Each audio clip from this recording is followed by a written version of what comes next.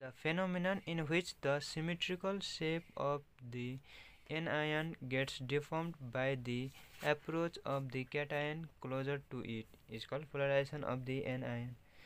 के भन्यो भन्दाखेरि सिम्पली पोलराइजेसन भनेको के हो भन्दाखेरि एनायनको सिमेट्रिकल सेप चाहिँ के हुन्छ भन्दाखेरि जब केटायनलाई नजिक लाँदाखेरि जब केटायनलाई एनायनको नजिकमा लाँदाखेरि एनायनको सिमेट्रिकल सेप चाहिँ डिफर्म्ड हुन्छ, जसलाई नै के भनिन्छ पोलराइजेसन भनिन्छ।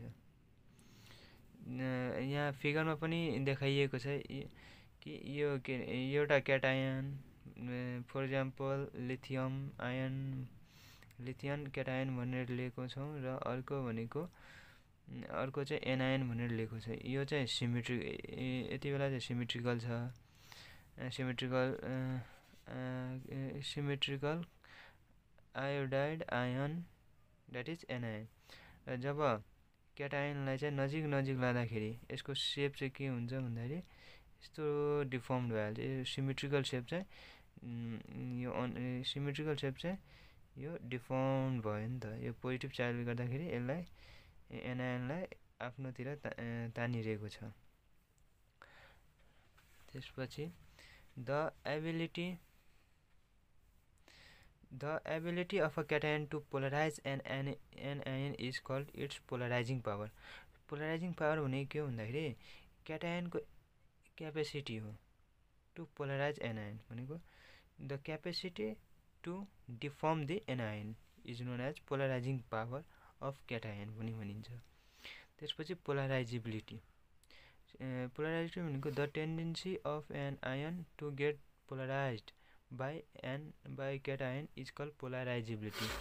यो भनेको चाहिँ एनायनको टेन्डेन्सी हो। मतलब जब केटायनलाई चाहिँ एनायनको नजिकमा लग्यो भने यो के अरे एनायन जति डिफर्म हुने टेन्डेन्सी छ त्यसैलाई के भनिन्छ भन्दाखेरि पोलराइजिबिलिटी भनिन्छ।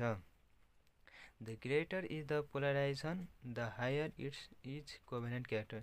जति धेरै पोलराइजेसन हुन्छ त्यति धेरै नै कोभ्यालेन्ट क्यारेक्टर हुन्छ कुनै पनि आयनिक मोलिक्युलमा। High polarising power of cation and high polarisability of anion favours covalent character in an ionic compound भनेको के अरे केटायनको चाहिँ हाई पोलराइजिङ पावर र एनायनको हाई पोलराइजिबिलिटी आयन भनेको पोलराइजिबिलिटी अफ एनायन भनेको के भन्दाखेरि डिफर्म हुने टेन्डेन्सी कति धेरै डिफर्म हुन सक्यो हैन जब केटायनलाई नजिकमा ल्याउँदाखेरि।